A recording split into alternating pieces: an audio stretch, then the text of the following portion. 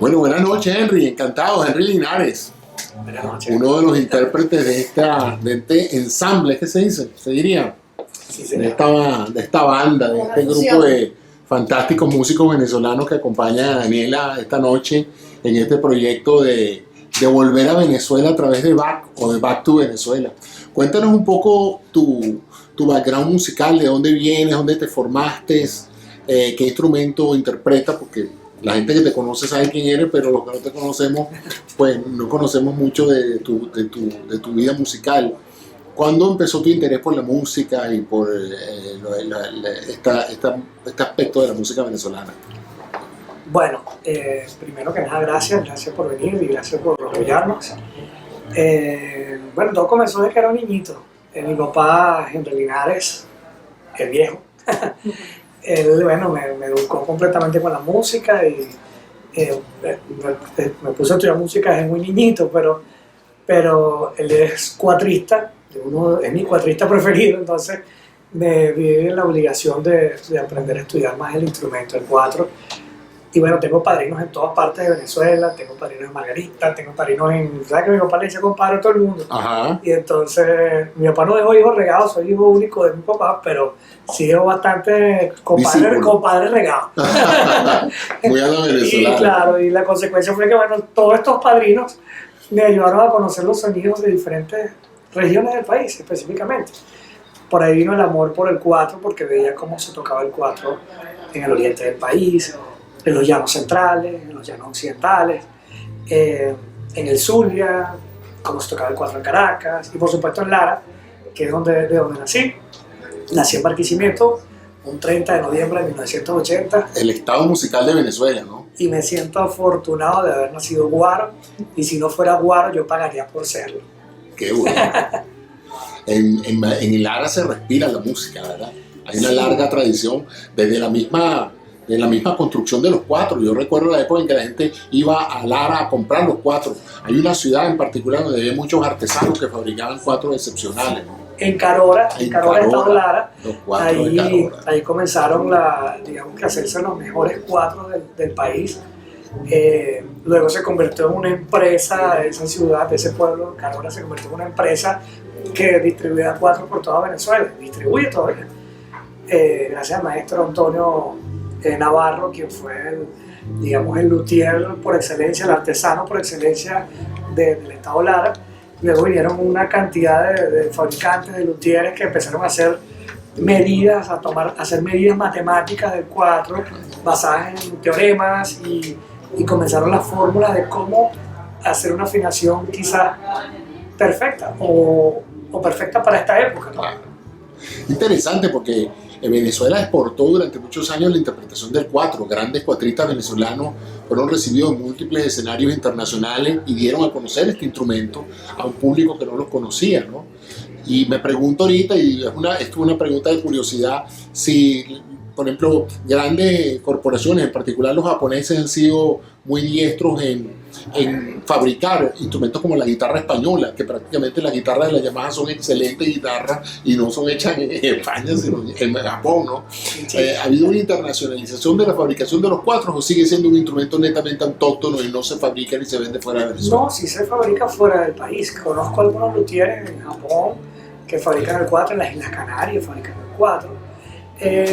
Pero ese sonido, digamos, así como el mismo arte culinario, la forma de cocinar, la forma de concebir el sonido del instrumento, no hay un lugar como Venezuela. Respetando la cantidad de maestros luthieres que están en el progreso y haciendo un buen trabajo del sonido del cuatro venezolano. Hoy en día mis cuatro en particular es un cuatro que hacen en Seguruco, Estado Táchira, lo hace mi amigo Edgar Ramírez Roa, al cual me siento orgulloso de representar a sus cuatro porque son los mejores cuatro que han pasado por acá. Son los más cuatro de los cuatro. Son los más cuatreros de los cuatro. ¿Qué siente un cuatrista cuando rajuñe ese cuatro y ve que el público se pone eufórico? Porque realmente esos solos de cuatro, esos charrasqueados de cuatro mueven la fibra de cualquier venezolano, ¿no? Sí, bueno, el cuatro va en evolución, ¿no? El cuatro siempre es como la misma música, ¿no? La misma música de Bach. por ejemplo, la música de Bach ha estado evolucionando. Yo siempre diría cómo sonaría o cómo se afinarían las orquestas en aquella época. A lo mejor no era 440, sino 435, 433.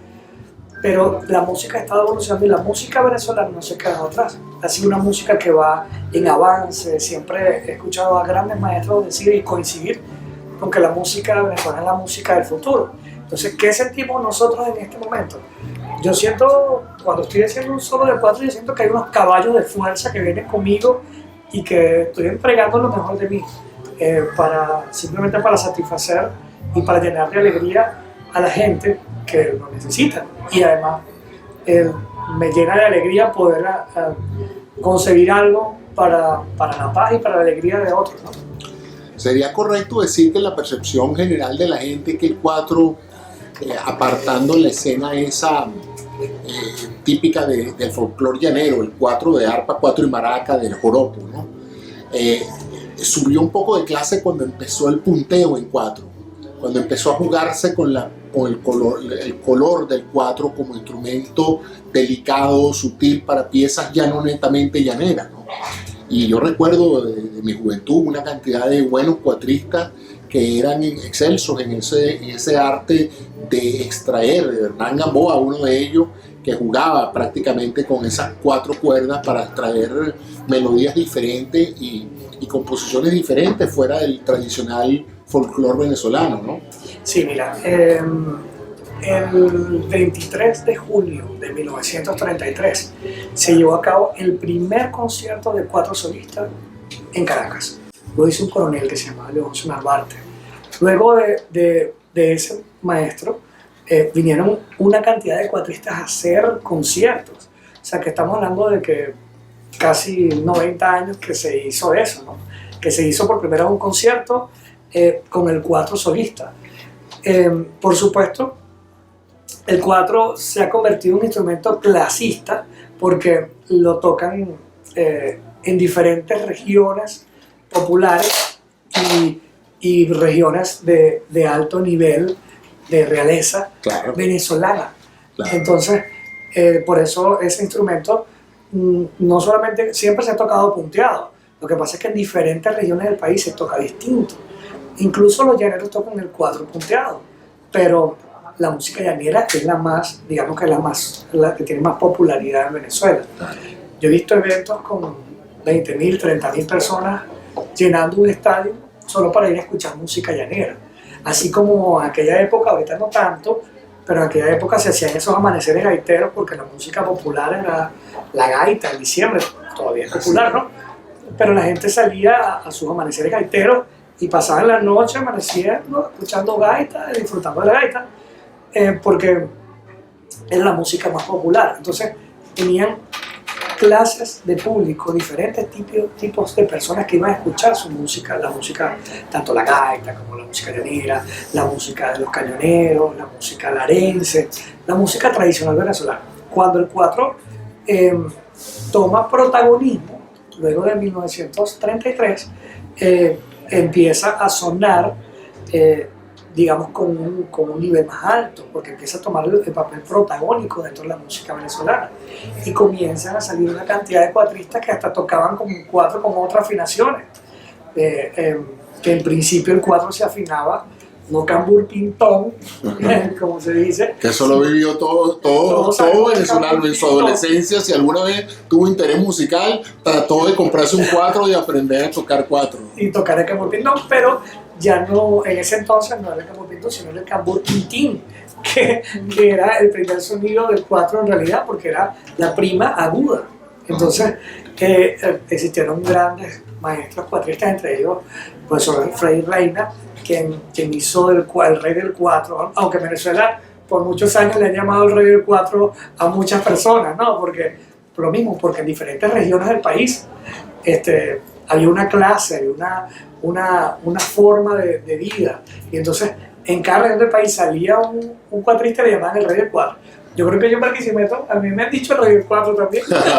Entonces, porque digamos que es un sobrenombre que se ha usado muchísimo. para los cuatristas de la época de los años 40, años 50, hasta los años 70, 80. Entonces vemos la forma de tocar el cuatro del maestro Freddy Reina, que lo llevó a presentarse en diferentes escenarios de Venezuela y fuera de Venezuela. También vimos al maestro Jacinto Pérez, que también le llamaban el rey del cuatro, y tocaba con una forma diferente, ¿verdad? Muy parecida a la de Freddy Reina, pero distinta porque además su cuatro era afinación tradicional, cambur pintón, y hacía cantar el cuatro. Y recuerdo que yo he visto videos y fotos del maestro Jacinto Pérez y le faltaban los dientes de adelante. Entonces, ¿cómo haces tú para llegar y tocar y conquistar a gente de la clase media alta si te faltan los dientes de adelante? Sí, ¿verdad? Es curioso, pero él lo hacía con el talento, con la virtud, con la humildad, con la sencillez. Después de que tocaba un cuatro se reía. Y cuando pelaba los dientes, inmediatamente se tocaba la boca. Su humildad. Y los ricos lo invitaban a tocar en la casa porque era como, yo digo que es como, yo digo que era como el rey David de la época que le iba a tocar al rey. A los grandes al rey y calmaba las penas, ¿no? Bueno, eso hacía el maestro Jacinto Pérez, y cada vez que iba tenía muchas anécdotas, pero entre las anécdotas más divertidas estaba que cada vez que iba y conocía a una persona que tenía dinero, le tocaba una canción y le preguntaba ¿cómo se llama su esposa? Mi esposa se llama Yolanda. Bueno, esta canción se llama Yolanda y es para su esposa.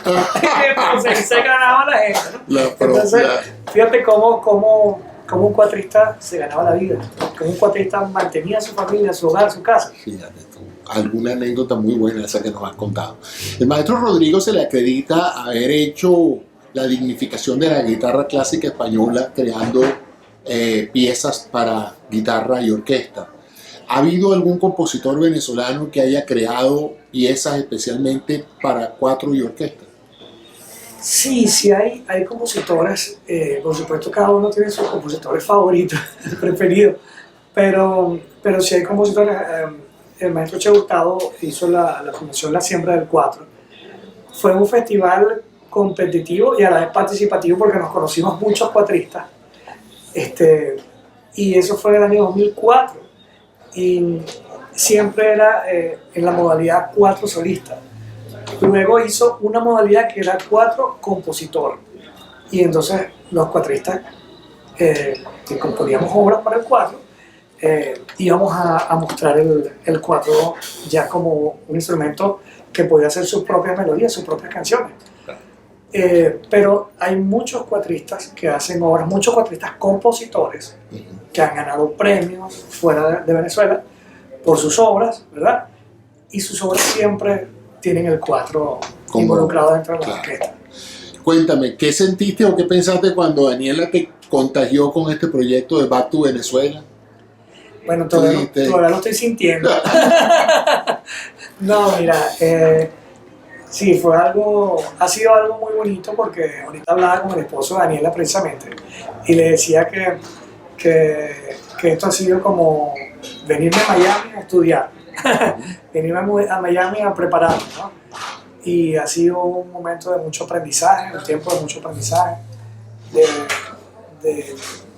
de conocer y disfrutar de muchas cosas que no había disfrutado antes dentro de la música. Tengo 35 años de edad, pero nunca dejamos de aprender en esta vida y en esta oportunidad seguimos aprendiendo, ¿no?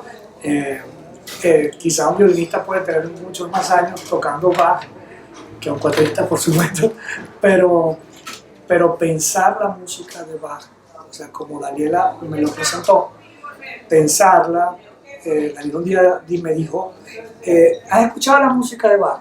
¿Has escuchado la música original? ¿La has escuchado? Y yo dije, no, en realidad no la he escuchado. Entonces me fui a la casa con la tareita de escuchar la música original y entonces comenzó como que a crearse ideas sobre lo que ya habíamos grabado, lo que ya habíamos trabajado.